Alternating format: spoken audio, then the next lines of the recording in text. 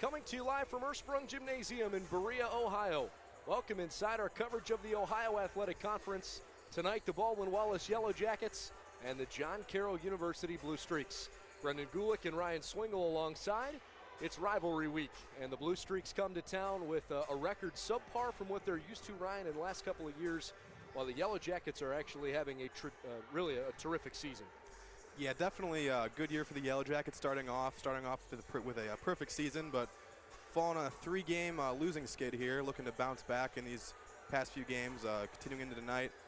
Like you said, with that rivalry game we got going on tonight, always going to be a good one, even though it's been more BW in the past, but still close over the past few years, and look for it to be a really good game this evening. Yeah, I don't mean to say actually in the sense that BW doesn't usually have a good season. That's not what I mean. Just two teams that are traditional rivals and kind of trending in opposite directions. Let's start with the visiting Blue Streaks. Even though the record is only 4-11, they've got the top two scorers in the league, and both Caitlin Spahar and Shmoo Pryor can get it going on any night. Yeah, Spahar and Pryor, definitely two weapons that BW's going to have to look out for tonight. Like you said, top two scorers in the league, with Pryor averaging 16 a game and Spahar right around 19-20 a game. So if BW can shut those two down, it's going to give them their best opportunity to win, but if they can get loose, it'll be a close one. John Carroll doesn't have a true traditional post player. Spahar, more of a slasher at the basket, but she is very capable of shooting the ball from the outside as well as close to the hoop. On the BW side of things, I think their depth will play a big role tonight, and they are coming off of a win after snapping that 3-game losing streak. Yeah, definitely a lot more depth for BW. They got 3 scorers right around 10, 11 points in Colombo, Clark, and Fecht. Fecht actually making her second start of her career this evening, coming in for Katie Smith. Usually Fecht being the 6th man, so we'll see how she transitions into the starting lineup. But definitely, as you said, a lot more depth and a lot more people coming back for BW, I would say. A lot more experience, really leading them this year to a good record so far. It's going to be fun to watch a game tonight between two teams that, despite their records the last couple of years, have really put on a good show every time they've matched up. When we come back, we'll hear from head coach Sherry Harrer. It's the Yellow Jackets and the Blue Streaks coming up next on BWYellowJackets.com.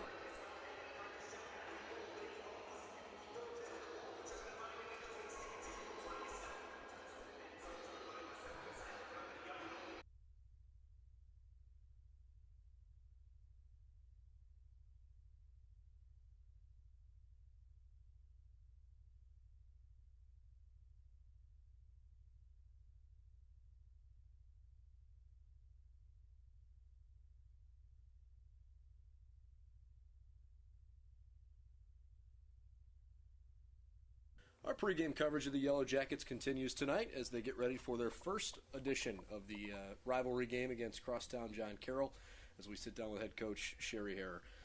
Obviously, it's a game every year that you circle on your calendar because of the nature of the rivalry and the fun that it's been. And as a BW fan, it sure has been fun on the women's basketball floor because it's a pretty one-sided rivalry historically. That doesn't mean John Carroll hasn't been competitive in the last several years. In your eyes, how has this rivalry kind of measured up against others in the conference? Yeah, it always seems so tough. Like, if you take anybody lightly, you're going to get beat. And John Carroll's no exception. They got the top 2 scorers in the league. They can put points on the board. It's a team that, a couple of years ago put together a really nice run and won the OAC for the first time in program history. Maybe more tied of a with us. Yeah, it's fair to say.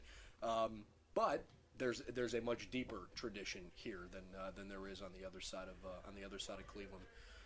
I'm curious in recruiting, how much does that come up? The 2 schools in conference that are from this part of the state.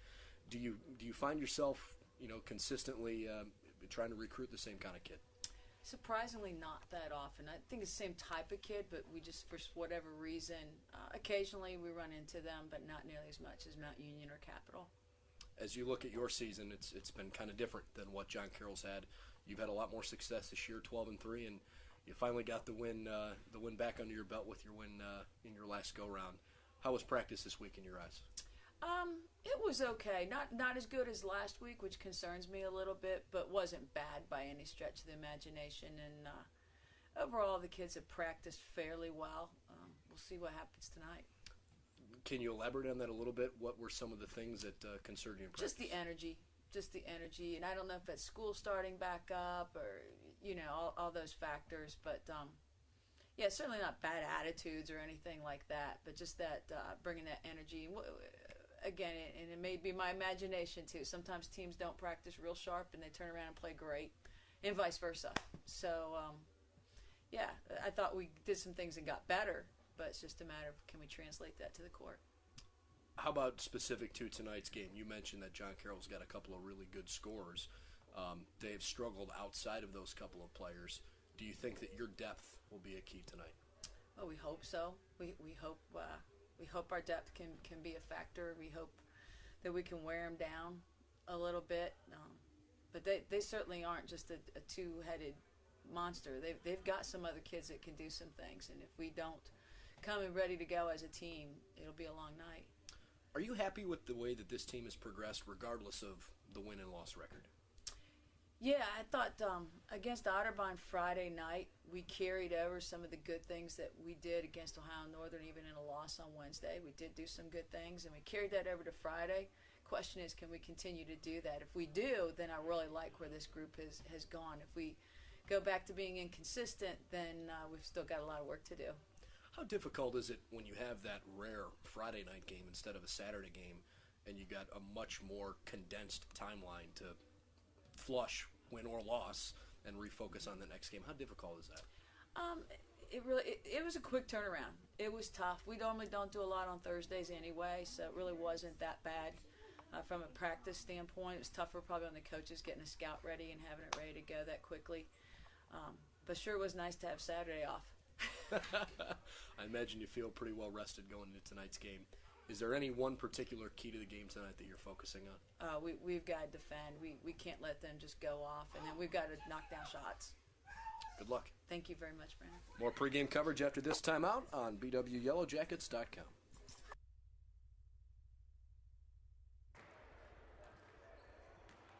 Baldwin Wallace and John Carroll just a couple of minutes away before the national anthem will be played in front of a home crowd here at BW. And, of course, this is the women's game, but the men's game is also being played this evening. That one is across on the east side of Cleveland, and it was a 7 o'clock tip, so it's already underway. And we'll give you an update here. The John Carroll Blue Streaks are losing at home. Baldwin Wallace 13, John Carroll 11. And that game is actually almost midway through the first half already, so it doesn't appear that either team is shooting the ball well at the outset. But on the ladies' side, the Jackets and Blue Streaks are just about ready to go. And we'll give you the starting lineups awfully quickly here. Baldwin Wallace will send freshman point guard Casey Hughes back out there. She's been very good all season. Senior Sydney Clark, senior Mackenzie Colombo, and senior Clara Lemon. But there is one addition to the starting lineup, and Ryan, who touched on it in our original pregame segment, Hannah Fecht in the starting lineup tonight. She's been a really good outside shooter. Yeah, she's been absolutely unconscious from three this year. She's shooting around 42, 43% on the season. Really, it's been that six-man role for her up until this last game where she made her first start. This is her second start on the year, placing Katie Smith in the starting lineup. But she really gives that nice compliment to Lemon on the post for rebound purposes, but can also stretch the floor, handle the ball pretty well, and play good defense on the other end. So really looking for her to have a good game going into tonight. On the John Carroll side, freshman Sarah Sprecher is a guard from Avon. She'll play this evening. Maddie Steiner, a sophomore guard from Erie, Pennsylvania. Caitlin Spahar, the league's leading scorer, senior from Lake Catholic High School. Shelby Graham is a sophomore forward from Solon. And Shmoop Pryor, a really talented small junior guard from Niagara Falls. So Sprecher, Steiner, Spahar, Graham, and Pryor for John Carroll. Sherry Harrer in her 27th season at BW. Kelly Marone is in her fourth season as the head coach of the Blue Streaks. And we mentioned in a pregame conversation with Sherry Harrer that the Blue Streaks did win the OAC title in 2014. That was a shared championship with the Blue Streaks, and one that Sherry smiled. It was a big friendly smile, and she said, by the way, that was a shared championship, and as she should have mentioned that. All right, we'll take our final timeout, and when we come back, the national anthem will be over.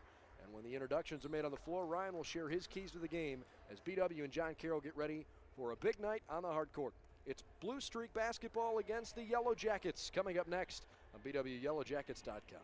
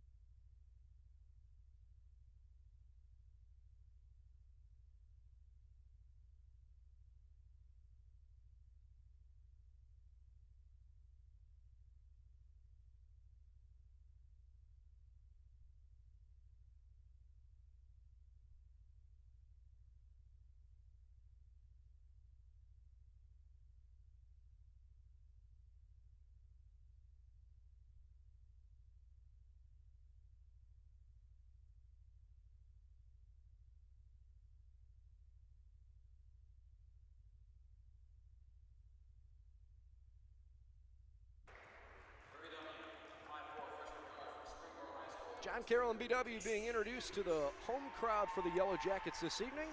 And we've given you the starting lineups already, but in case you're just joining us, John Carroll will send Sarah Sprecher, Maddie Steiner, Caitlin Spahar, Shelby Graham, and Shmoo Pryor out to start the game, while Casey Hughes, Sydney Clark, Hannah Fecht, Mackenzie Colombo, and Clara Lemon begin the evening for Baldwin Wallace. Alongside Ryan Swingle, I'm Brendan Gulick. Ryan, how about a key to the game tonight? Stopping Spahar and Pryor definitely going to be the major key here tonight for the Yellow Jackets. Like we said, 2 leading scorers in the OAC, and really behind them, John Carroll doesn't have a whole lot as far as depth goes. So if they can really limit these two, take care of the basketball, BW should have a good shot to win tonight. Baldwin Wallace having a nice season in conference, though they hit a small bump in the road a couple of weeks ago with 3 straight losses against Mount Union, Wilmington, and Ohio Northern. The Jackets rebounded nicely with a Friday night matinee. I guess it's not a matinee, it was a Friday night game. So Friday night win at Otterbein, but a 21-point drubbing of the Otterbein Cardinals. John Carroll's having a tough year. They're 4-11, 2-6 in the OAC. Blue Streaks have dropped the last 3 in a row, but they've all been relatively competitive games. A couple of them non-conference affairs. For instance, when they opened the non-conference portion of the schedule in the 2017 calendar against Kenyon College, just a 2-point loss. They only lost to Otterbein by 5. They were able to beat Capital, and obviously when you're playing a Dixie Jeffers coach team, a win over the Capital Crusaders is pretty impressive. John Carroll's other conference win came against Marietta, and they did lose an overtime game in Alliance at Mount Union, of course a team that beat BW. So despite the fact that their record at 2-6 is not particularly impressive, don't be too quick to kind of turn an eye at John Carroll. This is a good program. Blue Streaks in blue and gold, and the Yellow Jackets in their yellow tops and shorts. Our officials tonight, Bob Domenico, Brian Statz, and Jim Shartman. Opening tip, controlled by BW in the backcourt, and off we go. The first of 2 meetings this season between these crosstown OAC rivals. Sydney Clark had a really nice week for Baldwin Wallace last week as they work it around the arc. Casey Hughes on the right wing, the freshman from Springboro, diving into the paint. And a quick whistle, less than 20 seconds into the game, favors Baldwin Wallace. And we've got early free throws coming. Casey Hughes can keep doing that all night. She really can be a danger for Yellow Jackets. When she gets aggressive, she can really score the ball. A pretty good 3-point shooter and really good freshman here for the Yellow Jackets. It's Maddie Steiner on the foul as the first free throw from Casey Hughes is up and good. We've talked about Baldwin Wallace's depth as a whole, but maybe more specifically as the second free throw counts as well, and we've got a 2-0 start for BW, even though they have not put that on the board yet. Anyways, the Yellow Jackets, I think, are going to rely tonight even on Katie Smith coming off the bench. I think it's a big thing for them. They obviously can use her veteran leadership. They still haven't thrown the points up on the scoreboard, even though it is a 2-0 affair. In fact, the scoreboard clock, you know what? It's that particular scoreboard. Interesting. Oh. Sydney Clark for 3, misfired. There are 2 scoreboards in the arena. One of them seems to be working, and the other one is not. But hopefully that's not affecting our live video feed here inside the gymnasium. Skip pass from Spahar to Pryor from across the arc, and then Shmoo threw one away, and she is called for an offensive foul as Hannah Fecht took the charge. So Shmoo Pryor takes her first personal. Yeah, hard to understand why one of the scoreboards is working and the other one is not. Thought they were synced up, but sure they'll work that out. Casey Hughes from just outside the right elbow, off the mark. Clark the offensive rebound, and Clara Lemon's put back. Clanks too long. Got to hit those, man. Right in the paint, easy laying off the nice offensive rebound for Clark. 3 ball on the left wing, airballed from Sarah Sprecher. Jostled around along the paint, and BW grabs a rebound. Colombo high off the window, didn't fall in. Well, it appears that for some reason our scoreboard on the bottom of our webcast is not updating, so I'll give it to you as best I can in real time. 2-0 BW with 8 minutes to go in the first quarter. Of course, if you're watching the feed with the live stats feed on bwyellowjackets.com, you'll have it there as well. On the right side, Casey Hughes gives it away. Lemon in the post. Throws it back up top. Colombo, a long shot. She puts it in.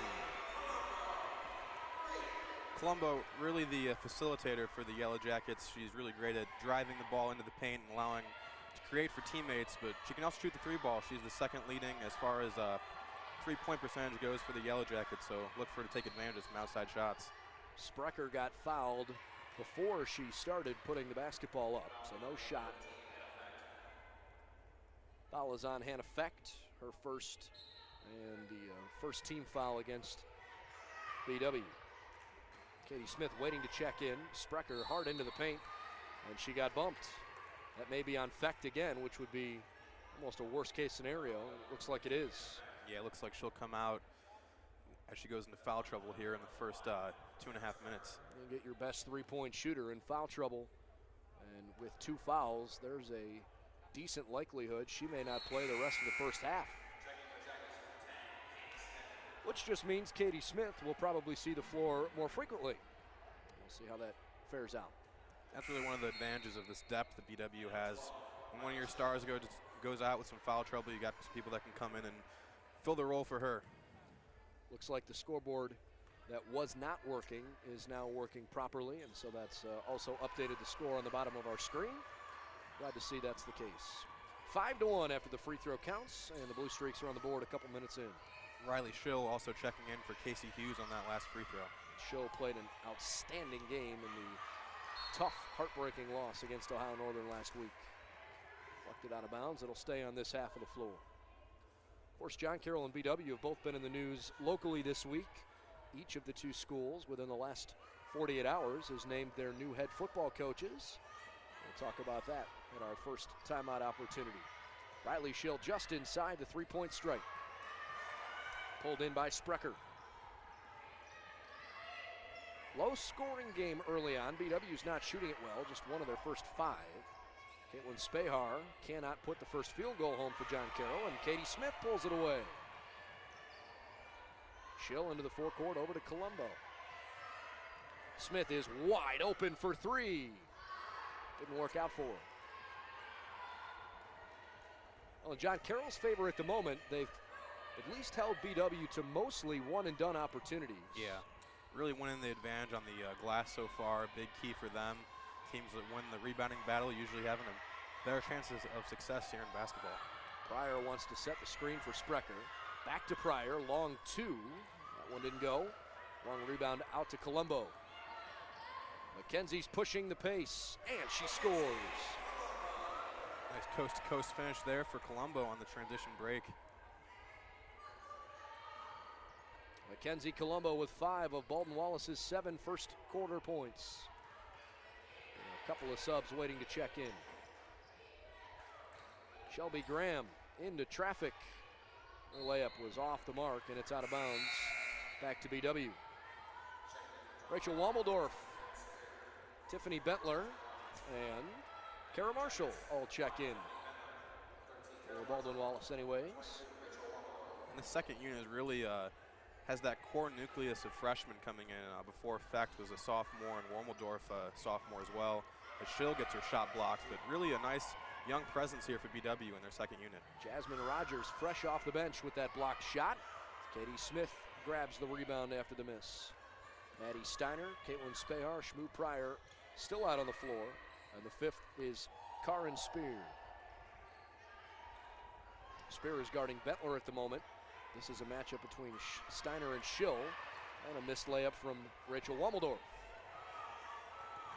Good defense there by Spahar on the low block, really disrupting that shot. Blue Streaks still don't have a basket from the floor in the first 5 minutes of the game. A third opportunity here, though, for John Carroll. Pryor from deep, it's good. 7-4 in the opening 5 minutes. The Blue Streaks are hanging in there, but Baldwin Wallace is still getting the quality of opportunities that they want. Yeah. BW has hit 2 of 10. John Carroll 1 of 10. Neither team shooting it well. Kara Marshall nearby the basket, banks it in. High percentage look puts BW back up by a handful.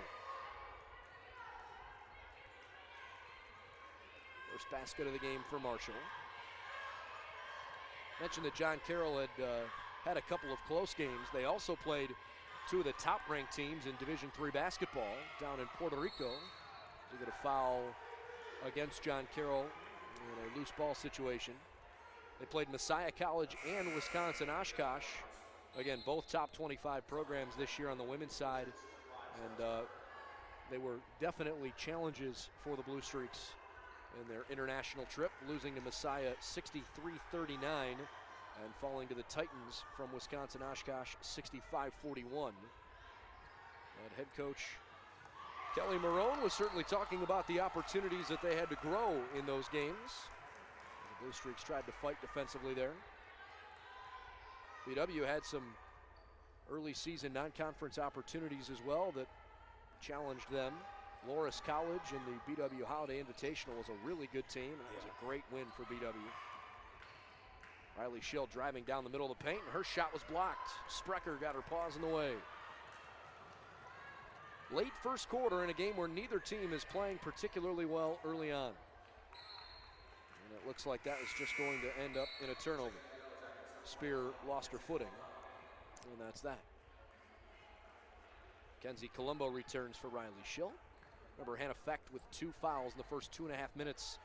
She has not returned to the floor since then.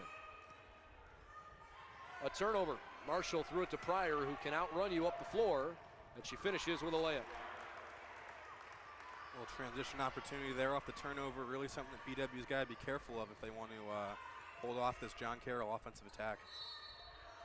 That foul will likely be whistled against Karin Spear, and it is. A little over-aggressive as she reached around Mackenzie Colombo. Baldwin Wallace by 3. Despite a slow start, they still have the 3-point lead and have not trailed in the ballgame. Spahar guarding the inbound. Colombo has to hurry, and she gets it in just in the nick of time. Bentler had it poked away. Blue Streaks regained possession, and then Colombo threw it back. Wormeldorf really had that size mismatch she was trying to look for, but couldn't get to her. Spahar can't finish at the rim, and the conference's leading scorer is still scoreless tonight. Hard foul by Jasmine Rogers sends Tiffany Bentler to the free throw line. Well, the Blue Streaks, when we talk about depth, John Carroll's depth is going to be tested tonight. They really only have 10 players available. Yeah, if you look at the two benches, you can just see right away the depth mismatch in favor of Baldwin Wallace. 10-6 game after Bentler's free throw. Clark, Wormeldorf, Bentler, Hughes, and Colombo out there for Sherry Harrer at the moment. And Bentler's second free throw goes home too. 5-point game. Spear runs the point. Shelby Graham the last up the floor.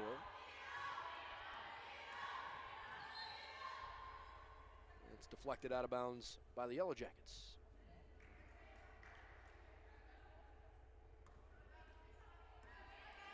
Shmoo Pryor on the inbound. Wants a high screen. Out of control, stays with John Carroll.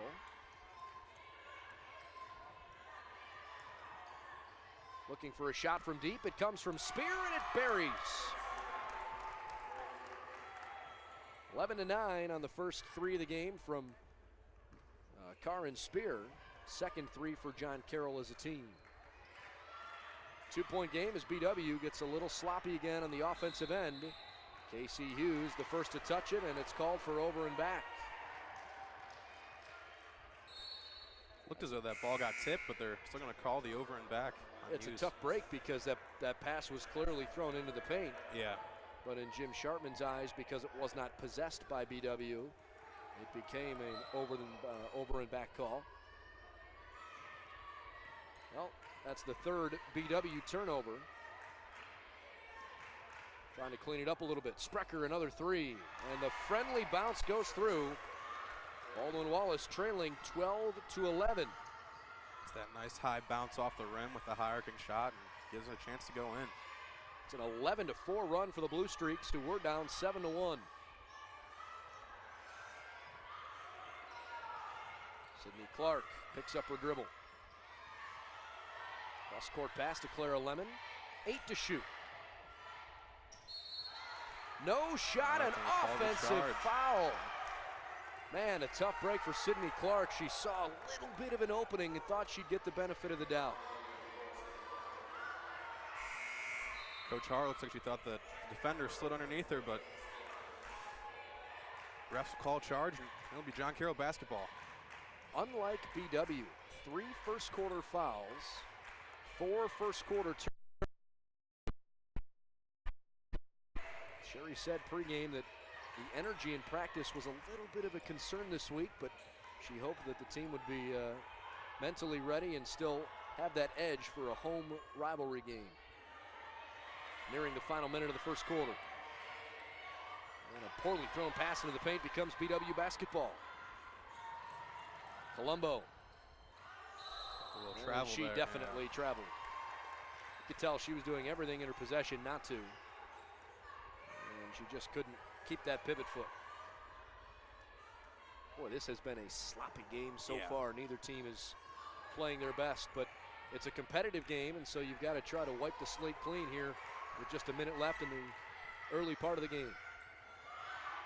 Nice post move, but no layup for Shelby Graham. Another opportunity.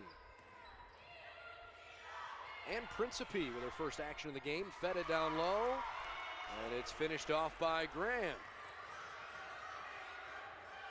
So it's a 13-4 run, and even more so an 8-0 run. Shot clock is about 12 seconds behind the game clock, but that won't matter with Colombo's quick misfire. John Carroll back up the floor. Could be the final possession of the first quarter. Sprecher. Go ahead. Looks like John Carroll will hold for the last shot here as first quarter winds down. 7 seconds. A near turnover. Spahar still scoreless. Her three's deflected. Clara Lemon throws it up the floor, but there's the horn as Sydney Clark threw a dart off the backboard. Well, not the way that the Yellow Jackets had drawn things up in the first quarter. They did not shoot the basketball well at all and turned it over 5 times, but it's still just a 1-possession game after 10 minutes. John Carroll 14, BW 11. Second quarter after this break on BWYellowJackets.com.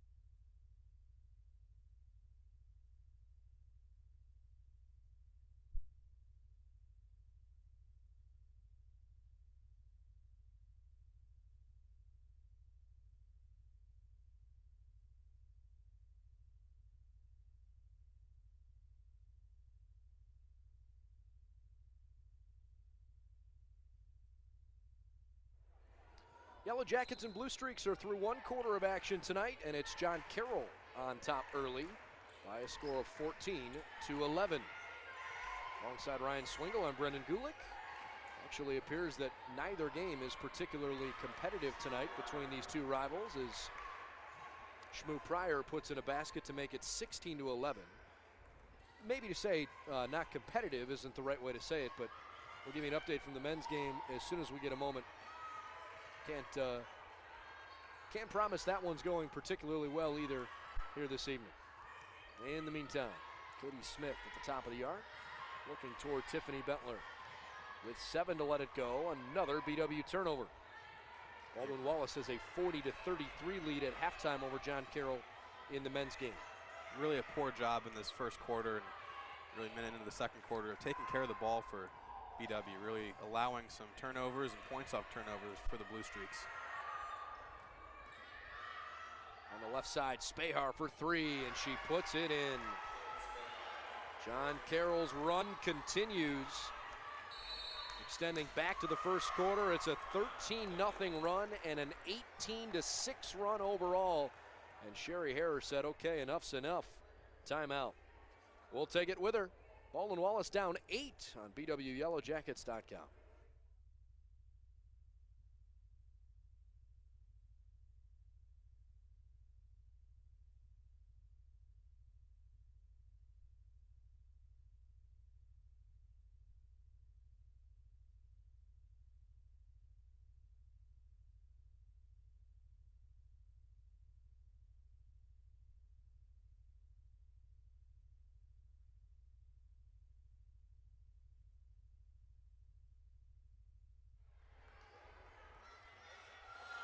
Well, the Yellow Jackets just don't seem to have a sharp level of focus tonight.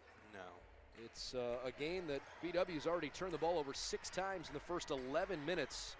And the Yellow Jackets find themselves down 8 to a John Carroll team playing with nothing to lose. Another turnover for the Yellow Jackets. It's been that kind of night so far in the first half. 19-11.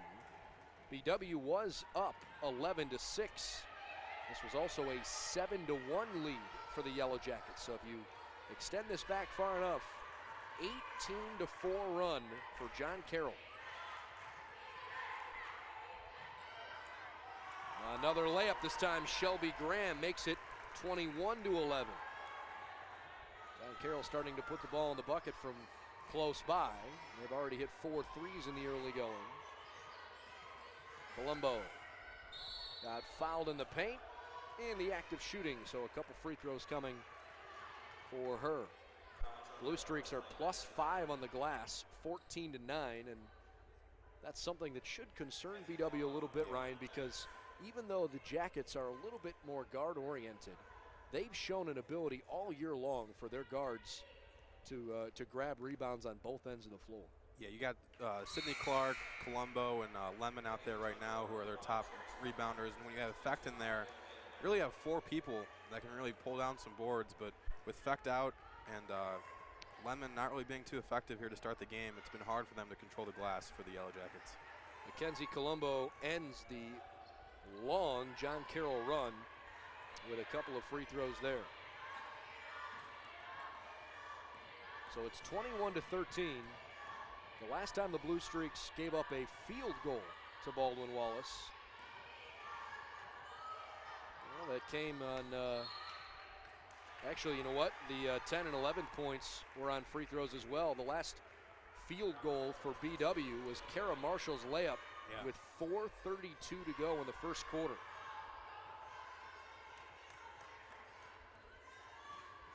That last possession will have an offensive foul by John Carroll, and BW will look to get back on track on offense here, hoping to make up this 8-point deficit.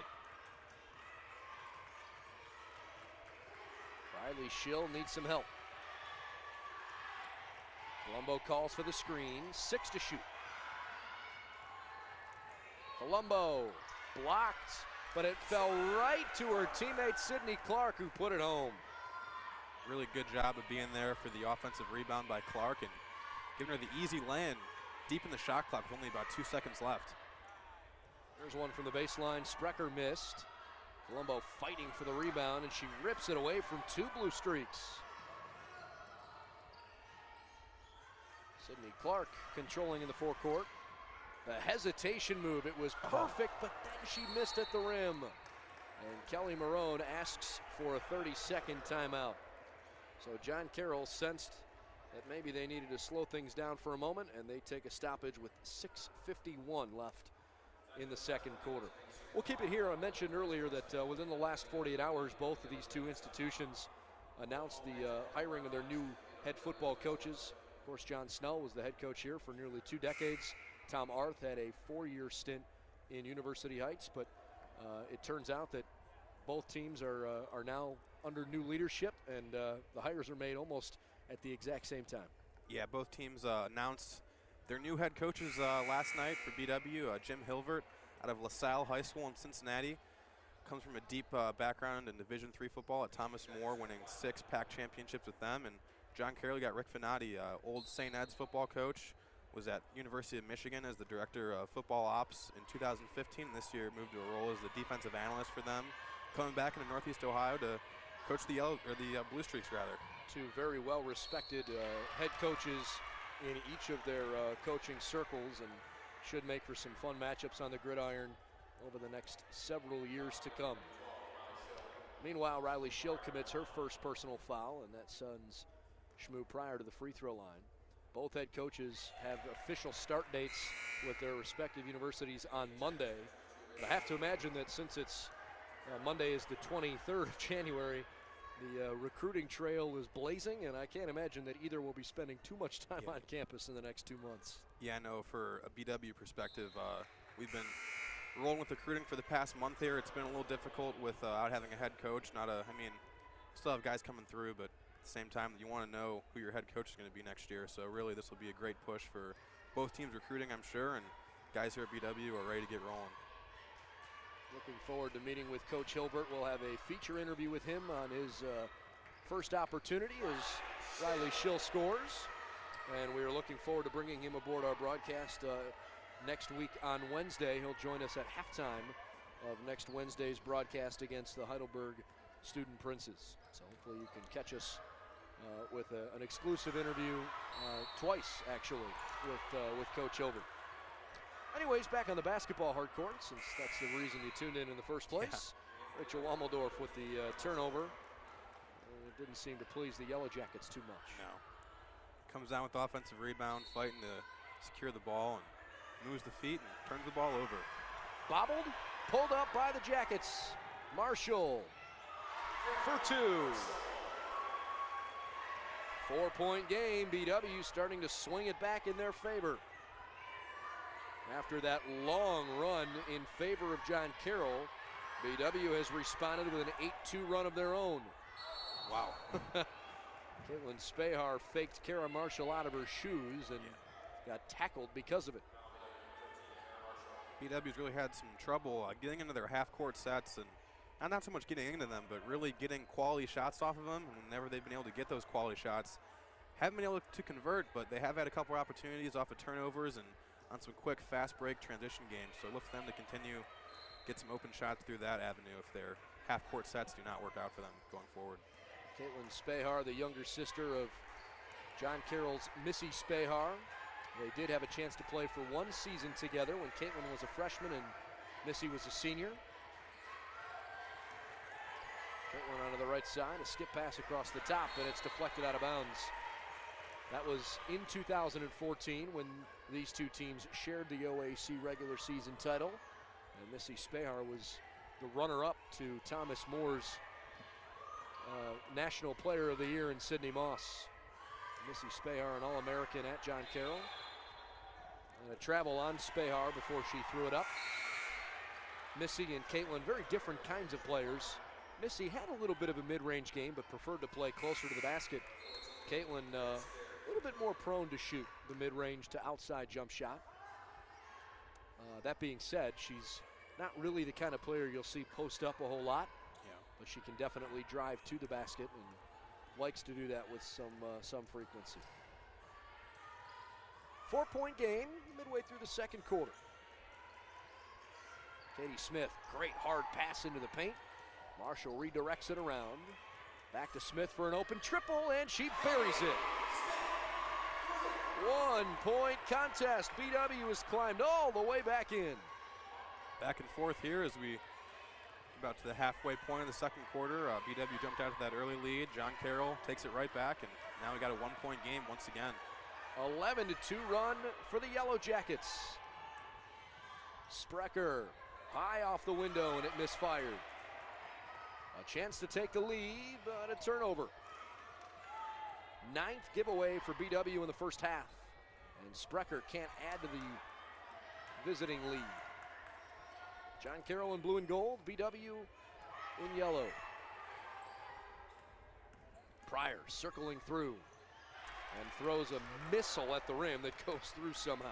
Another second chance opportunity for the Blue Streaks. Really killing the Yellow Jackets on the offensive glass. Really, a lot of their opportunities have come off of second chance buckets. 6 offensive rebounds for John Carroll as Tiffany Bentler lays one up and in. Back to a 1-point affair. Baldwin Wallace -2 on the overall rebounding battle. Spahar fed underneath, and she got one. Spahar getting going now. Should be about 5 points for her. After a slow start there in the first quarter, look for her to get going here as we continue into the second half. Shmoo Pryor leads all players with 11.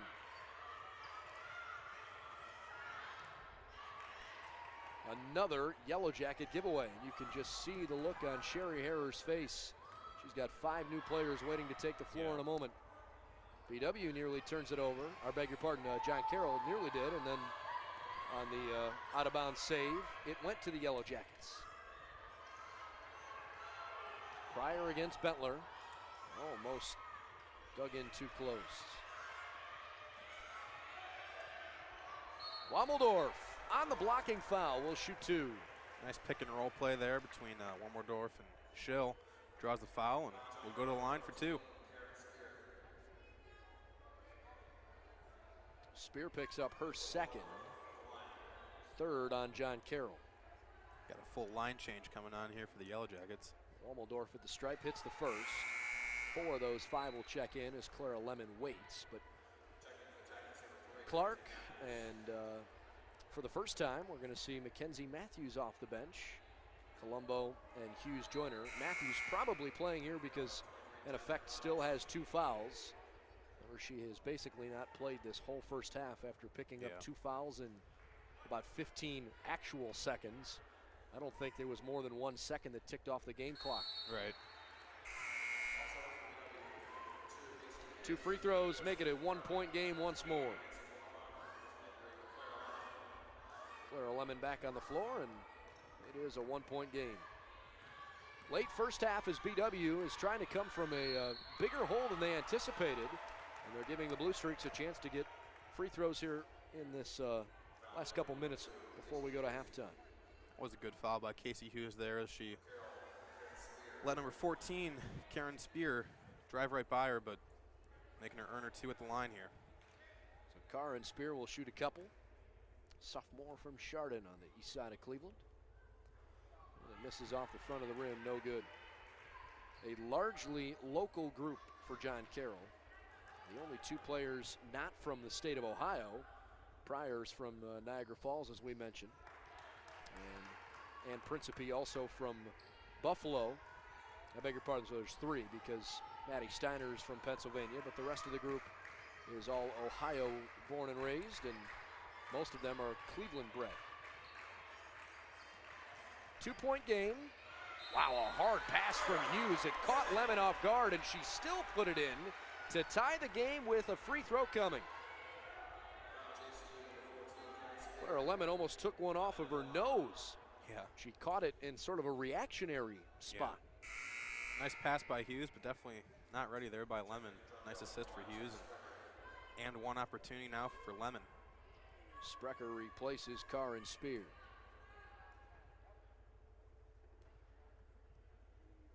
Lemon's free throw gives Baldwin Wallace back the lead, 29-28. It's BW's first lead since they were up 11-9. Pryor going to the strike. This has been a game of drastic runs. BW got off to a hot start, and then John Carroll went on a lengthy run. The Blue Streaks have led this game by as many as 10 points when they were up 21-11. At one point, the Blue Streaks trailed 7-1. So a 20-4 run for John Carroll. But obviously things have gone back in BW's favor here. After 1 of 2 free throws, things are all tied up. This is kind of what you hope for in a rivalry game. 2 teams that have had different kinds of seasons for sure, but throw the records out the window and they'll play a good hard 40-minute game. 7 to shoot for Casey Hughes late in the second quarter. Pryor jarred it free. Clark with one on the ticker. Just a little strong. And Lemon's rebound is deflected out of bounds. Not one of those late shot clock opportunities. Really had to force it up there by Sidney Clark. Hughes gets the ball poked loose. And John Carroll possession. Blue Streaks like to work the ball around the perimeter more often than not. Sprecher between the rings. Passes off to Pryor. Sprecher for three. Clanks it too long, and the rebound is tipped to Mackenzie Matthews. Nearly picked up that pivot foot. It's like it might have slid a little bit there on the back right foot as Colombo goes down off the pass from Clark, and we'll have another BW turnover. I don't mean to beat a dead horse, but obviously that will be the biggest point of emphasis in the halftime locker room. Not going well for the Jackets here early on. Yeah, so far we got 11 turnovers for the Yellow Jackets and 14 points coming off those turnovers. That, along with the offensive rebounding by John Carroll, really one of the main reasons why this game is close. Travel on. Caitlin Spahar gives it back to BW. Well, on the men's side of things in University Heights, BW's 7-point lead at halftime is totally evaporated.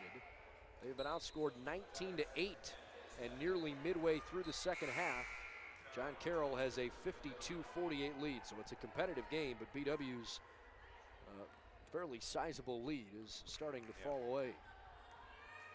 John Carroll has scored 44 of their 52 points in the paint, and the Blue Streaks have missed all 9 of their three-point attempts, and they lead by 4 over BW. Mackenzie Colombo missed it and then stepped on the baseline. My goodness. BW on the men's side has hit 7 threes, trying to live and die by that triple. Zach Brandy's got 15 for the Jackets. 10 off the bench for Alex Nara, who's playing well.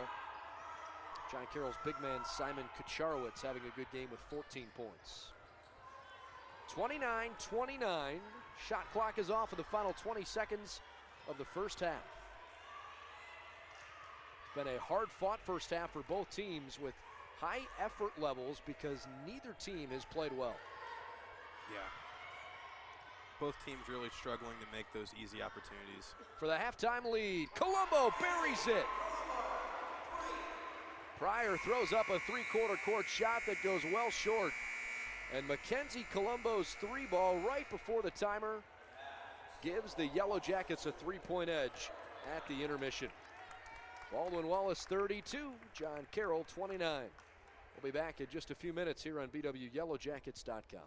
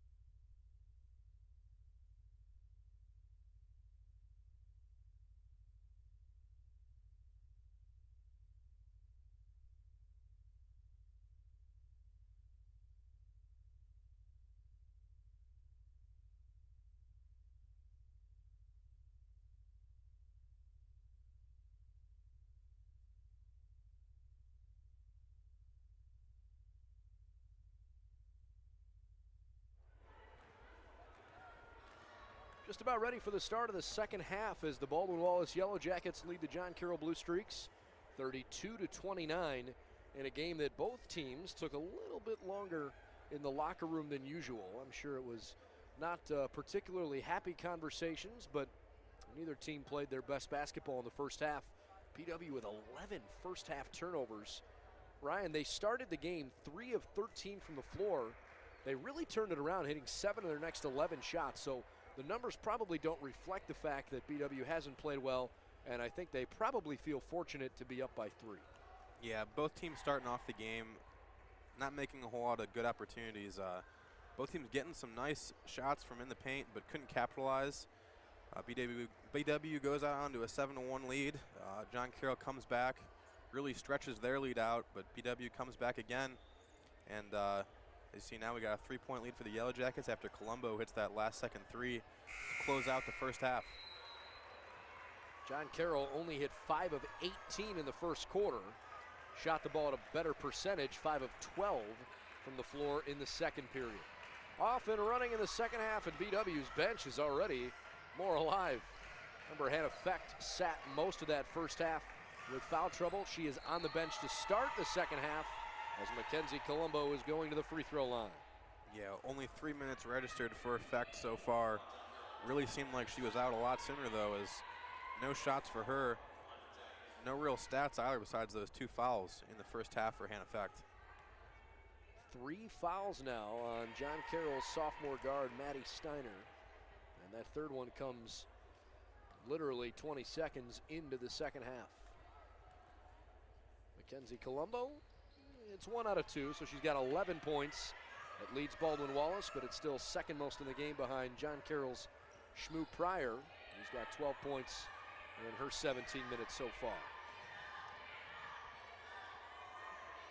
BW's really contained Spahar, but Pryor has gotten loose in the first half. Look for Spahar to try to get some more good looks and capitalize on some shots in the paint here and from mid-range here in the second half. Shelby Graham working in the post.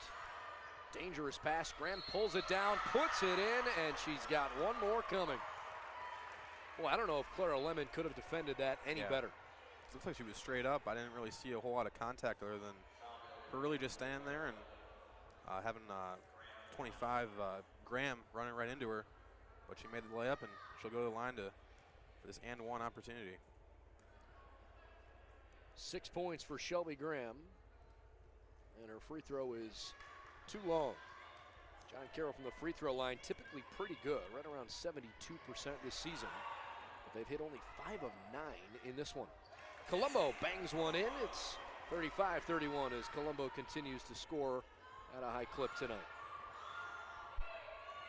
13 points, now leads all players. Sprecher pestered around the arc as BW tries to rally up their defense. Caitlin Spahar, hard to the rim, she was taken out. Sydney Clark pulls it away. Casey Hughes up the floor and missed a layup. Pryor was there, but she didn't really contest it. Yeah. She missed the ball and did not make any contact with Casey Hughes. John Carroll gets the ball back. I want to go back to Spahar for a moment here, Ryan. We talked about how John Carroll has relied so heavily on her this season. She hasn't really been the reason that John Carroll's played well today. No. Spahar has not been that effective. She is the conference's leading scorer. Yeah. Pryor so far leading for the Blue Streaks as Spahar takes that shot and ball will go to BW. But really a good group effort here tonight for the Blue Streaks as we have about 5 players here sharing the load. Spahar, the third leading scorer, but looking for her to get going once again in the second half. And that's not Spahar's best shot either. I mean, she'll shoot from that angle, you know, a good 15, 16 feet out, but she just turned and threw a missile off the backboard there. Not a great look. Clark is open for 3, and it's pure. Sydney Clark puts BW up by 7. Yeah, we touched about the 3-point shooting for the Yellow Jackets in our pregame a little bit, but BW really has 6 or 7 people that can really light it up from 3. Caitlin Spahar makes it a 5-point game. She lays one in. She has 7. Casey Hughes, no shooter's touch. Lemon the offensive putback for 2. Yellow Jackets with a nice start to the second half so far, 40-33. Hannah Feck getting ready to check back into the game here as she's been out for just about the entire game after making her second start of her career here for the Yellow Jackets. She picked up her second foul with 7:22 left in the first quarter and has not seen the floor since. 5 to shoot for John Carroll. From the right corner, Steiner buries a triple. John Carroll's three ball is keeping them in the game tonight. That's their 5th three-pointer as a team. For a Blue Streak team that only averages 5 a game. They've got still 16 minutes left of regulation time between the two quarters here tonight. Foul goes on Sprecher, so it sends the Jackets to the free throw line. And Sprecher's first personal, former Avon Eagle.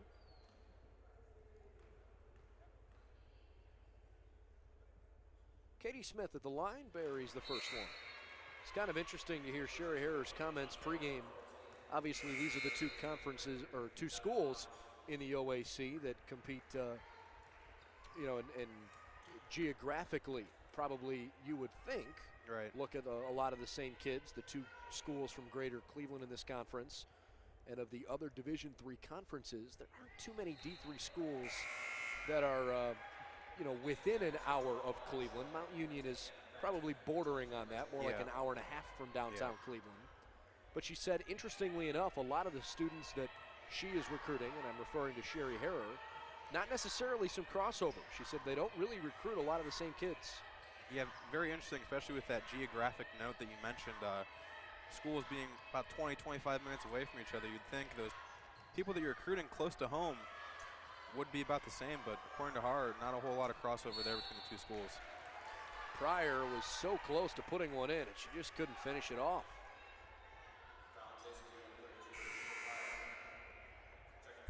She committed her second foul. Clark, Colombo, and Bentler will stay on the floor. She's running up the floor. So Colombo goes off the floor. It's Wommeldorf, Clark, Bentler, Schill, and Fecht now for Baldwin Wallace. So they pass their way through the full-court press. Fecht open for three here. She takes it and makes it. And Fecht gets back on the floor and immediately makes her presence felt. Defense lost her on that possession. She was wide open. Looked like there was a double team in the post, a little miscommunication for the John Carroll defense. And Fecht took advantage and lands her first bucket of the game. Full timeout for the Blue Streaks, who are now down 9 thanks to the Hannah Fecht triple. We'll be back in just a moment on BWYellowJackets.com.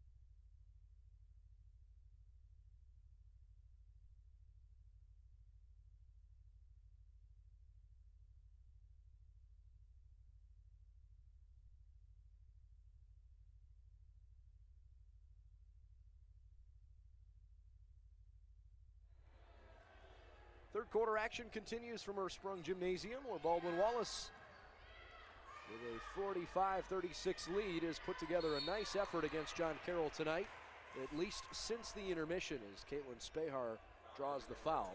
Fecht with her third foul, going on along with that storyline. Picked up 2 early ones, and here's her third as we about halfway through the third quarter here. It's certainly been far from a perfect night from BW. But the sign of a good team, many coaches will tell you, Ryan, you know you've got a good team when you're able to win games and you're not at your best. And the Yellow Jackets are scratching and clawing their way right now to an 8-point advantage. But at the same time, I mean, you got to look at it this way. John Carroll this year, not one of the top schools in the OAC, and if BW wants to take that step to that next level to win a conference championship this year, they can't play teams like Ohio Northern and Mount Union the way that they've played John Carroll tonight and expect to be successful in this conference. The Blue Streaks at 4-11 have the worst overall record in the conference as the Yellow Jackets get those 2 points back. John Carroll also tied for last place with Capital, which is just surprising. Yeah. Crusaders and Blue Streaks both entered tonight 2-6 in regular season OAC action. Shmoo Pryor for 2 more. She continues a nice game. She leads John Carroll with 14. So it's 47-40 midway through the third quarter. Things are not going well for the Yellow Jackets on the men's side. They are down by 15 points at the very end of the game, just waiting for that one really to go final. BW had a 7-point lead at halftime, and they have been outscored 44-22 in the second half at the Tony DiCarlo Varsity Center in University Heights. Blue Streaks save it, and BW gets it. Nice hustle play there by Sydney Clark, diving on the loose ball. Right through Wommeldorf's hands. Back to the blue and gold. Another turnover for the Yellow Jackets. Really story of the night here for BW. Spear holds it up top. Uses both hands as she dribbles back and forth. 10 on the timer. Pryor for 3. Short. And the rebound pulled in by BW's Wommeldorf. Yellow Jackets are cooling off a little bit, or at least slowing the very fast start that they had gotten off to. Good ball fake from Schill, but she just bobbled it as she was driving down the right side of the paint. Yeah, lost the handle there, and she will draw the foul on Spahar, it appears. Actually, I think they're going to hit Jasmine Rogers, who just picked up her third. So she'll leave along with Carr and Spear. It's now Sprecher back on the floor with Maddie Steiner, who has returned.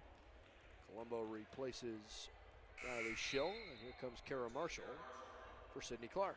So a little bit of a chess match back and forth as these two teams try to get the right matchups on the floor for themselves. Colombo with a fresh shot clock, inbounds it to Wommeldorf. And a travel. Another one. Another turnover. That's 13 now for the Yellow Jackets. Too many mistakes for Baldwin Wallace tonight. They still have a 7-point lead. As Rachel Wommeldorf checks out, Clara Lemon returns. Regardless of the outcome here tonight, Coach Harr is going to be upset with her team for not taking care of the basketball, and really something that they have to perfect going forward in order to be competitive in this conference. Caitlin Spahar, 2 more, and she's starting to get it rolling. She's into double figures with 11 for John Carroll.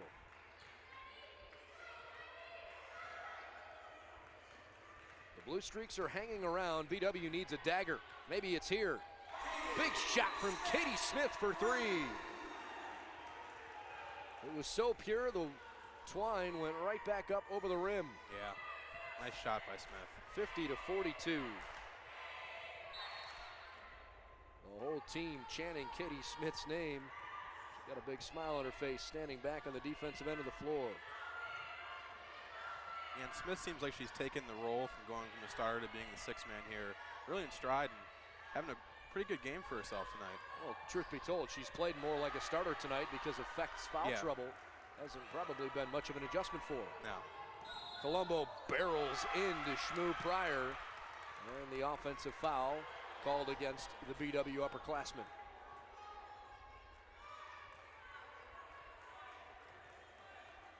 Well, it appears to be a final now at John Carroll. The Blue Streaks have knocked off Baldwin Wallace 77-62. So the Yellow Jackets, who won in University Heights last year to snap John Carroll's 21-game winning streak to start the year. Caitlin Spahar makes the steal, and Shelby Graham banks in a layup. Baldwin Wallace's 2017 trip to University Heights did not go as planned, and they were outscored by 22 points in the second half. So BW's men will come back home and try to refocus with a Saturday affair at home against the Fighting Muskies from Muskingum. Part of a doubleheader on Saturday. 5 to shoot for Colombo. The ladies have a 6-point lead. It's Katie Smith. Just short. Lemon was pushed, and the Jackets keep the basketball. Lemon really asserting herself on the glass this half as the rebounding deficit has really swung a little more towards Baldwin Wallace's way in the second half after that poor first half performance on the glass by the Yellow Jackets. 4th foul against Maddie Steiner. And the free throw up and good for Clara Lemon. On the men's side, John Carroll's win asserts their place at the top of the conference. Marietta, John Carroll, Ohio Northern had all entered the day with a 6-2 record. We'll have to figure out if that will stay the case. Tough night for Cam Kuhn. He finished the game with 1 point. Wow. For Baldwin Wallace in that difficult loss. John Carroll must have really swallowed him up this evening. Sprecher bumped, no foul called as she tumbles to the floor, and there is no shot as the foul was committed before the putback. Cam Kuhn went 0 for 8 shooting the basketball tonight, 0 for 2 from 3-point range, and 1 point and 5 rebounds. This is a young man who had 51 last year in his career high against Mount Union, one of the top scorers in the conference, and tonight he just didn't have it. Yeah, it's going to be hard for the Yellow Jackets men team to win some games if Cam Kuhn's only scoring 1 point for them as one of the leading scorers here in the conference. Entry pass is bobbled. The BW Yellow Jackets dive on it. And a jump ball. It goes BW's direction. 52-44. Baldwin Wallace, since they trailed for quite a while and really had to fight hard to get that lead back, they have not relinquished it at any point here in the second half. Remember, they took that 3-point lead going into the locker room on Colombo's last second shot. Quick timeout on the floor with BW up by 8.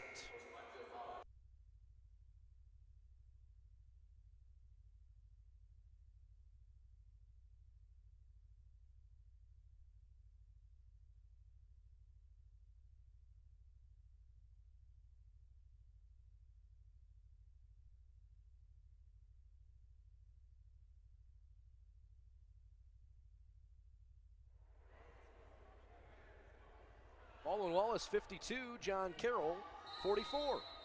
The ladies playing well tonight for BW, hoping that they can at least uphold their end of the bargain and work a school series split after John Carroll officially won the men's game across town.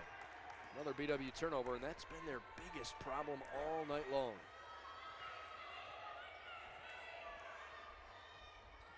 On the men's side, Marietta is beating Capital handily, and Ohio Northern is hanging on. They've got a 2-point lead at Heidelberg with 30 seconds left.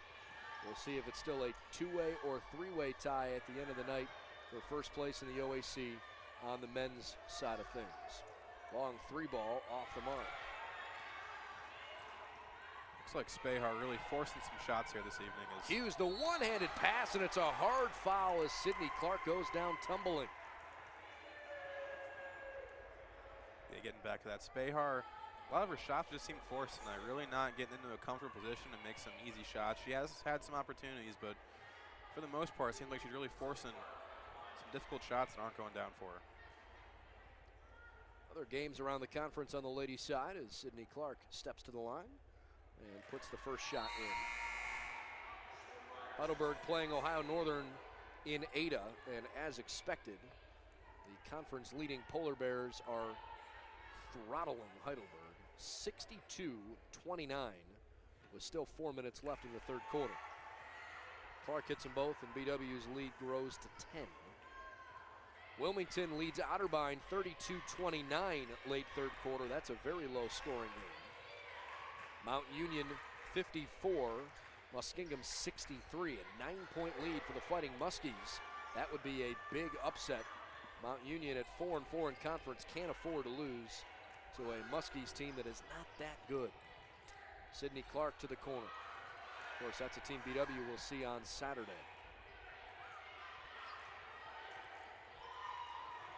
Colombo, darn near, turned over. 7 to shoot. Clark to the left. Launches. And it's off. Final seconds of the third quarter. Sprecher.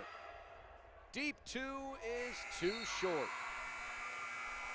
Baldwin Wallace dominated in quarter number 3, outscoring the Blue Streaks 21 to 13. And it's ballooned to a 10-point lead for BW. We're heading to the fourth quarter on the other side of this timeout on BWYellowJackets.com.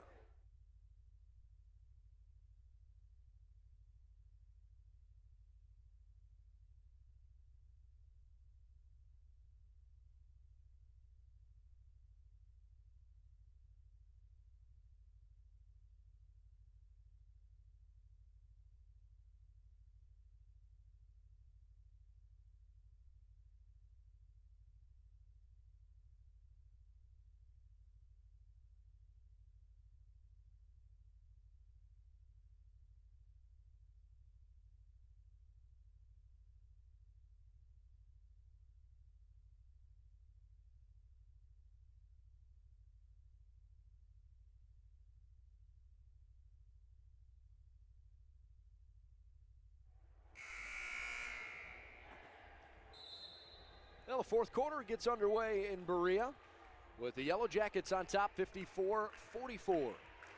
Our coverage of Baldwin Wallace basketball tonight is brought to you by the Oriole Cafe, a great place for sports, located at 294 North Rocky River Drive in Berea, just up the street from Baldwin Wallace's campus. Great place to eat. BW by 10.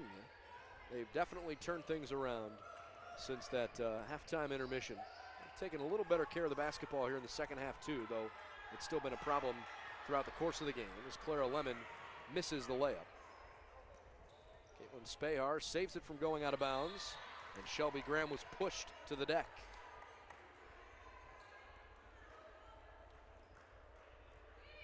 John Carroll gave BW all they could handle early in the game. If you're joining us late, BW started the game on a 7-1 quick start, but then the Blue Streaks ripped off an incredible run. They had outscored BW 20-4 over about an 8-minute stretch. Spear misses the 3, and Clark grabs the carom. But BW answered nicely and led going into the locker room by 3 points. Colombo works toward Casey Hughes. Smith wide open. You just can't leave her that free. Katie Smith makes it a 13-point game. Yeah, she has 11 points now coming off of that 3. Second leading scorer behind Colombo. Really a great game for Katie Smith. John Carroll cut it to a 5-point game, but from that point, BW's outscored the Blue Streaks 10-2. Turnaround layup fell off the side of the rim for Steiner, who's playing with 4 fouls.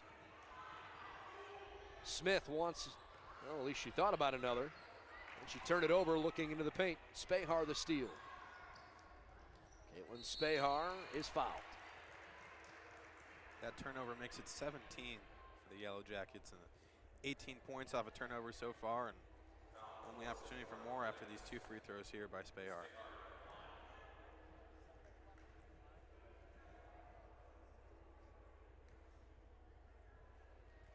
Caitlin Spahar measuring up the front of the rim, and she puts the first one through. Season high in turnovers, 23 for BW at Case. It committed 19 turnovers at Alfred, but those games were both played in November, very early on the schedule. In fact, they were the second and third games of the season, so it's unlike the Yellow Jackets to have the kind of careless night that they've had here this evening. 1 of 2 goes from the line, and Sydney Clark is fouled after Spahar tried to run down her own miss. The only other score we didn't give you on the ladies' side involved Marietta, who hosting Capital. And the 2-6 Capital Crusaders have a lead on the road, 41-34. We'll keep you appraised on those. Another foul, this time on the defensive end of the floor for John Carroll. Leon Graham there. Rogers, rather. Rogers picks up her third. Schill surveying things. Young lady out of Elyria Catholic. Not sure if that was Rogers in the last one. I don't think she's out there. Looks like it was Graham. Actually, you know what? It was on Shmoo Pryor, her third. And effect. In limited time tonight, trying to be effective. She did hit 1-3.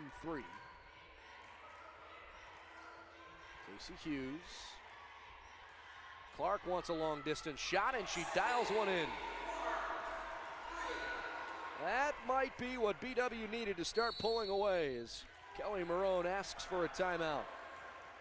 Baldwin Wallace leads by 15 at 60-45. The Jackets are on a 13-3 run. We'll step aside. Final 7:53 coming your way next on BWYellowJackets.com.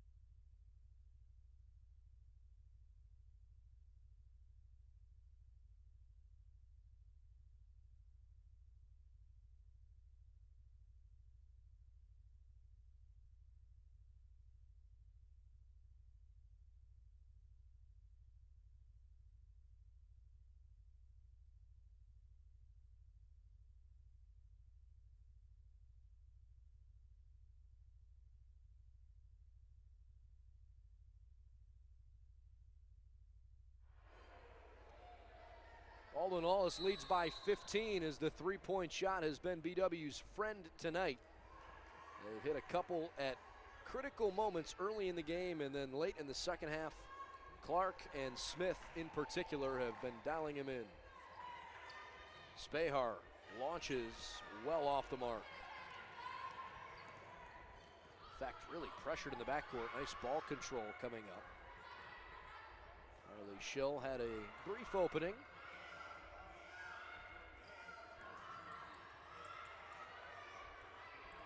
Hughes passes back to Schill with 10 on the ticker. Wommeldorf turns around and banks one in. Nice job of taking advantage of the height mismatch there on Pryor by Wommeldorf. The easy little hook shot there in the paint. BW with 8 of 12 to their credit tonight from beyond the three-point line. And they've hit 16 of 17 free throws. That's a huge difference.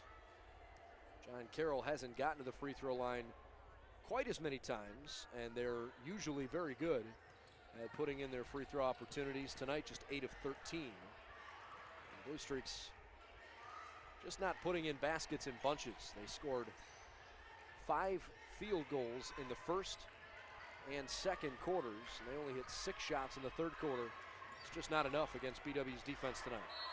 Wommeldorf and one.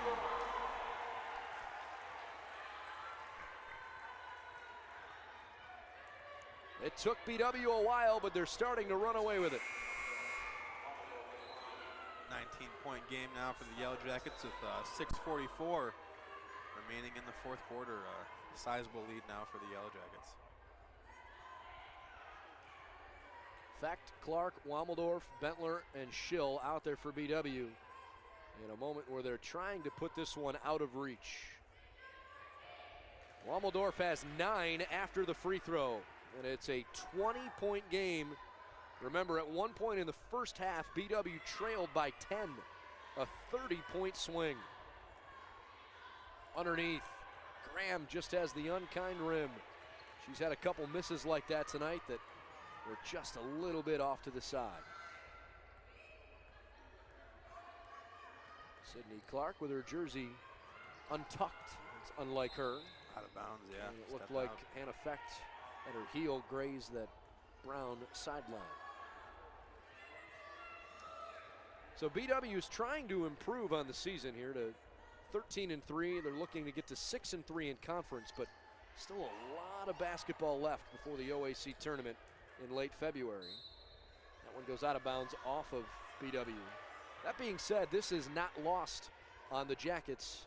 Yes, it's a rivalry game, and it's a game against a team who hasn't had a lot of success this year. They're not taking anybody lightly across the OAC as Spahar steps back for a long deuce.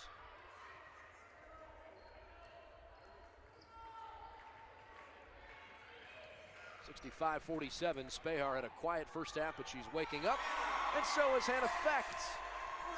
Trifecta from the right wing, and Hannah Fecht makes it 68-47.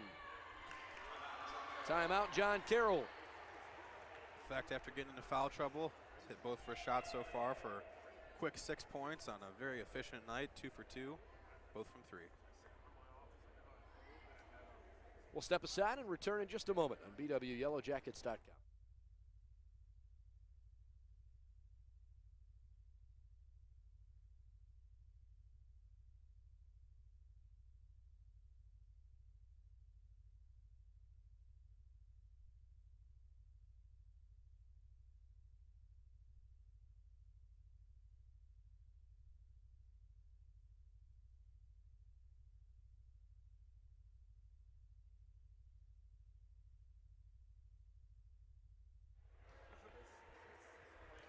Baldwin Wallace leads by 21 points late. The third place team out of 10 are ranked in the OAC, hoping that maybe they could get some help tonight from either Otterbein or Heidelberg, but it does not appear that's going to happen. With both Wilmington and Ohio Northern, the top 2 teams in the conference, out heavily in front. John Carroll Schmoo Pryor puts in a 3-ball. It's been the Pryor and Spahar show again tonight. They've combined for 31 of the 50. Especially lately, they've been almost exclusively all of the offense. Yeah, Spahar really turning it on here in the second half after a quiet first half for her liking. But as we mentioned prior to the game and really throughout the whole game, their 2 main weapons and not a whole lot behind them. Steal for the Blue Streaks. Spear dumps to Spahar. Returns and gets one more coming. 68-52. John Carroll's hit 6 3-pointers tonight. That's better than their season average as Sherry Harrer wants a stoppage. BW's been virtually unstoppable from deep. 9 of 13. Clark, Fecht, Colombo, and Katie Smith all have multiple 3-pointers here tonight. Baldwin Wallace by 16 halfway through the fourth quarter.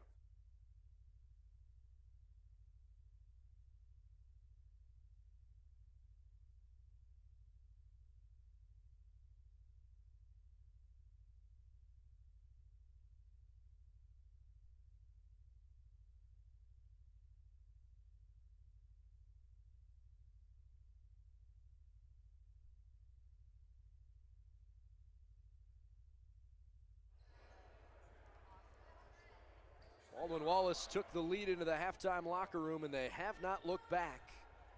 Way out front of the John Carroll Blue Streaks here late in the fourth quarter. Caitlin Spahar hit a layup, was fouled, but missed the free throw, and action resumes. Alongside Ryan Swingle, I'm Brendan Gulick.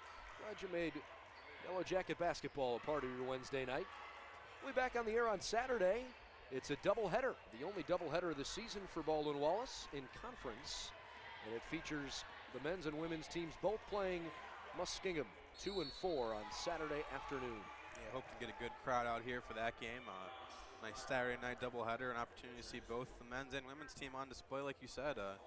Should be a good contest, a good pair of games this upcoming weekend. The reason for that, back on December the 10th, Muskingum hosted both BW men and women. And so now the Yellow Jackets are returning the favor. 17-point lead after the first free throw as Bentler has a seat.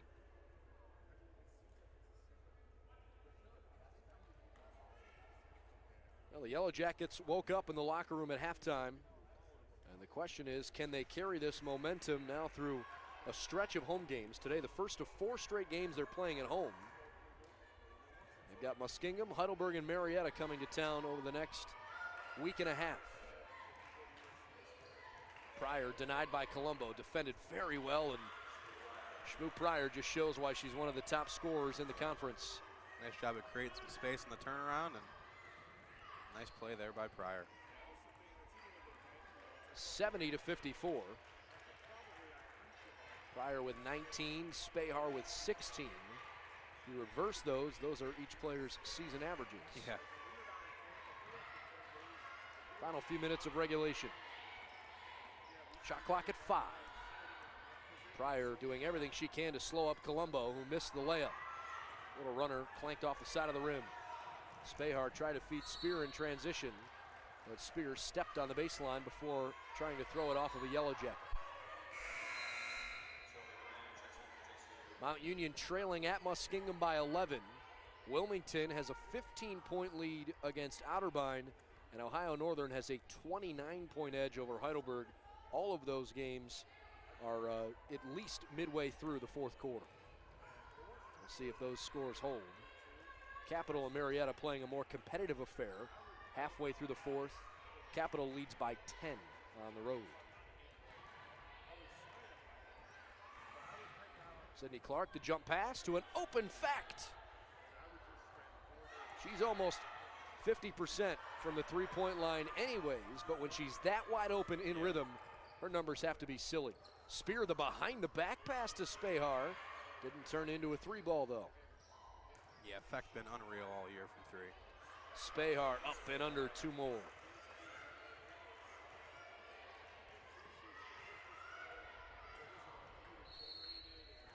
There's a foul on the transition game. It looks like it goes on Jasmine Rogers. Yep, her 4th. Nobody's fouled out for John Carroll, but Rogers and Pryor both playing with 4 fouls at this point. Final couple of minutes. Free throw up and good. And John Carroll just doesn't have the kind of depth that BW does. They're only really playing 9 different players. Yeah. Shot up and in for Hannah Fecht.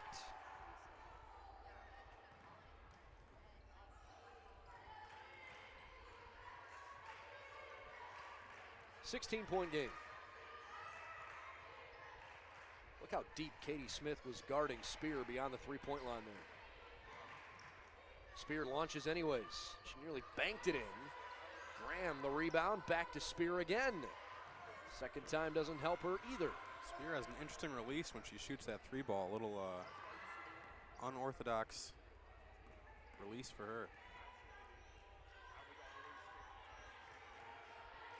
2 minutes separate BW from a win over their crosstown rivals. And it seems like the score is going to hold. John Carroll trailing by 16 with just a couple minutes left. Not sure they're going to be able to make up that kind of a deficit. It's not for a lack of effort, though. You almost tip your cap, Ryan, to a team that seems like they're playing shorthanded. Yeah. Just looking at the bench, as we mentioned before, it's almost comical to see the disparity between the depth of the Yellow Jackets and the Blue Streaks. John Carroll with 2 additional players on their roster. And BW with not just depth in terms of players who haven't gotten on the floor, but the second group for BW has been very effective all season long. Yeah, they really go about 10 to 12 deep.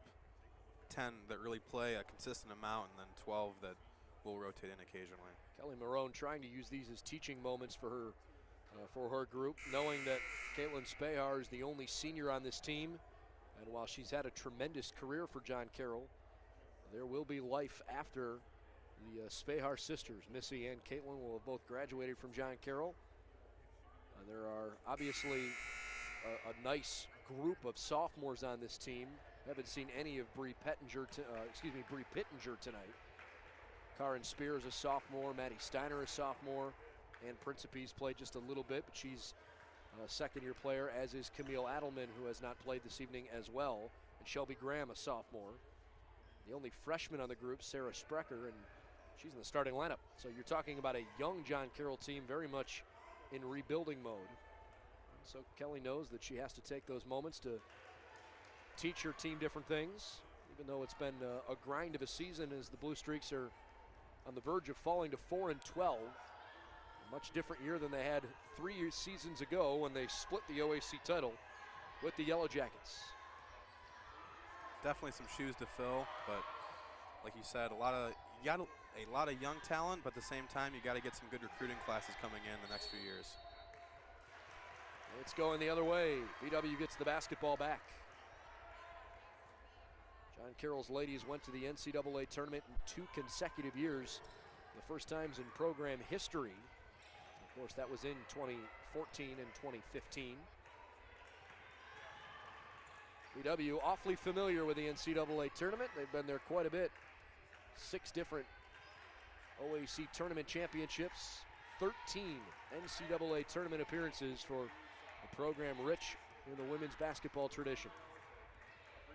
Colombo with 2 to shoot, has to hurry, and she missed it off to the left. Never hit the rim, so a shot clock violation. Hope you'll stick around for our post-game coverage. We're looking forward to having an on-camera visit with Sherry Harrer. She's been kind enough to join us after each of the home games this season, and she usually comes over right away before addressing the team in the locker room, so shouldn't be too long before we hear from her after this one. Yeah, I'm sure those 20 turnovers that the Yellow Jackets have committed will be a point of emphasis. Sprecher launches. It's off the mark. John Carroll's had a better than typical shooting day from beyond the three-point line, but this second half surge by BW has just been too much as Spear is fouled out of the game. That's her 5th.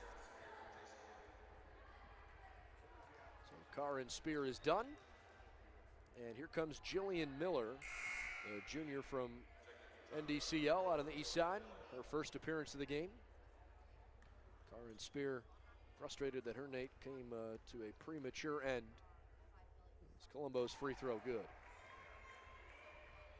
74-56. 17 points for Mackenzie Colombo. And he can make it 18. Having herself a night. That'll be it for Colombo in her final regular season home game against John Carroll. The Blue Streaks will host BW on February 8th. That's a Saturday night.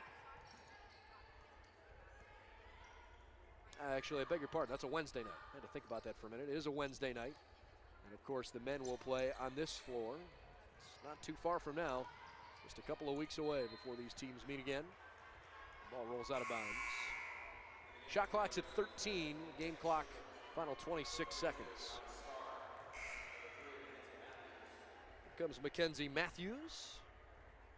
Courtney Cruz, I beg your pardon, Alex Starr checking in for BW. Megan Schubert with her first appearance of the night, so she'll have her name in the box score. And an and one coming for Sprecher. John Carroll playing all the way to the finish, even though the game kind of became decided, I would say probably late third quarter when the Jackets started to hit a couple of those 3 balls. Really a close game up until that point, back and forth as far as big lead swings, but BW looks like they'll have the final one as they look to close out this 16-point lead. Is no need to take another shot here for the Yellow Jackets. The Yellow Jackets will just run out the clock. Well, it was far from perfect. A tough night for BW, and yet they win by 16. 75-59, your final score here this evening. We'll step aside briefly, and when we come back, Sherry Harrer will join us live on our post-game show on BWYellowJackets.com.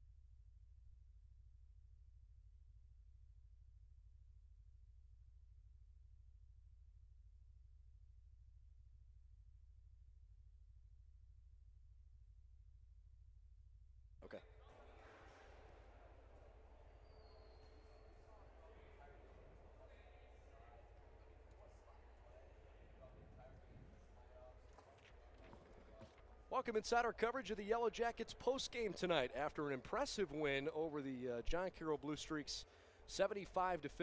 We're joined by head coach Sherry Harrer. Sherry, I use the word impressive because it was anything but a perfect game. But when you look at good teams, I think you'd agree, good teams find ways to win on nights where they don't play their best. Yeah, no doubt we didn't play our best, but we'll take the W anytime. John Carroll, definitely a good team that has a couple of good players. It started to get in rhythm late in Caitlin Spahar and Shmoo Pryor, but I felt like in the first half, even when your team wasn't shooting well, you kind of limited what they were able to do offensively. Well, and that's what we try to hang our hat on, playing good defense. And we played well enough, not ideal, but well enough to get a W tonight. In terms of the turnovers, you had 20 turnovers this evening, which is second most on the season, but to still come away with a 16-point win, what are your thoughts on that? Yeah, obviously places we can improve, but we'll take the 16-point win. Don't get me wrong. Yeah, 20 turnovers is very uncharacteristic for us. We normally don't turn it over very much, and we got sloppy and we got careless. And John Carroll played really hard. They got out in the passing lanes, and we didn't slice cut like we work on and like we talk about. And but we did it well enough to get the win and get better, and let's go get the next one.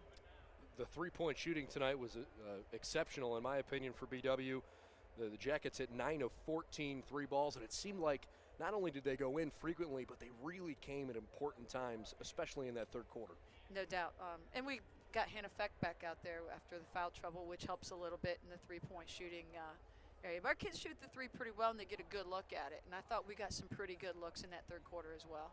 Hannah was in the starting lineup tonight in place of Katie Smith, who picked up 2 fouls in the first 3 minutes of the game, so it almost felt like Katie Smith played her normal minutes tonight. What was the decision there to put Hannah into the starting lineup?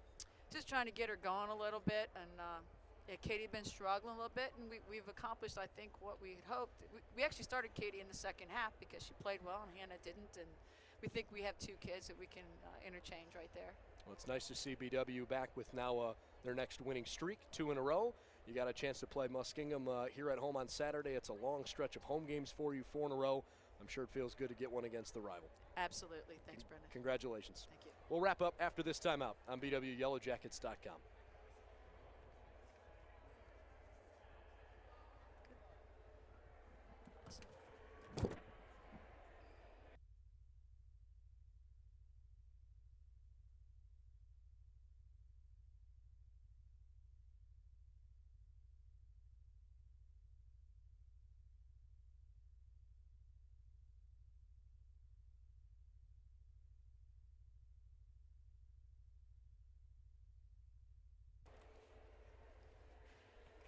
Time for the final numbers after Baldwin Wallace's 16-point win over the John Carroll Blue Streaks. Yellow Jackets were paced by their senior leader, Mackenzie Colombo, 18 points, 4 of 10 from the floor, but she had 8 of 10 from the free throw line, where her 2 misses tonight were BW's only 2 misses as a team. They hit 24 out of 26 free throws. Had a lot to do with why they pulled away in the second half, considering that 15 of their 17 came after the halftime break. 11 points off the bench for Katie Smith, who Sherry mentioned played very well. 10 points for Sydney Clark. She finished with 7 rebounds. Clara Lemon, 7 points, 9 boards, including 3 on the offensive side. The Blue Streaks got basically more than half of their offense from 2 players.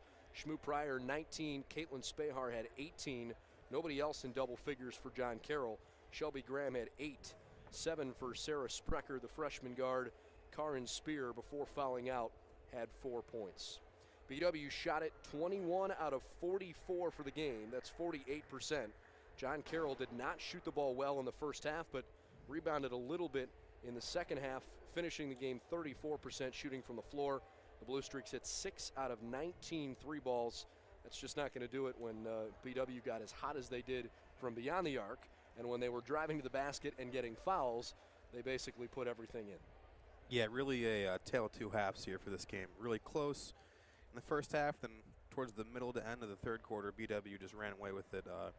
Really good performance by the Yellow Jackets in the second half, but still going to want to limit those turnovers as they had 20 throughout the entire game, causing 25 points off of turnovers for the Blue Streaks, as well as a little bit of a mismatch Yeah, a mismatch on the offensive glass in the first half that they're going to want to get corrected going forward. So with the win, the Yellow Jackets move to 13-3. They're now 6-3 in conference play. John Carroll falls to 4-12. They are 2-7 in the OAC. The men on the BW side of things fell short tonight. They had a 7-point lead at halftime, but lost by 15 in University Heights. So BW got one win, John Carroll got one win, and both schools are, I'm sure, looking forward to their second matchup of the season. That will come on February the 8th. Our next broadcast will actually be a doubleheader. If you did not catch that earlier, BW is hosting Muskingum on Saturday afternoon. The ladies will play at 2 o'clock. The men will follow at 4 o'clock, and we'll have both broadcasts for you live right here. On behalf of everybody in sports information and for Ryan Swingle, I'm Brendan Gulick. Thanks for tuning in to Yellow Jacket basketball tonight, where Baldwin Wallace beats John Carroll 75-59. This has been a presentation of Yellow Jacket Sports on BWYellowJackets.com. So long, everybody.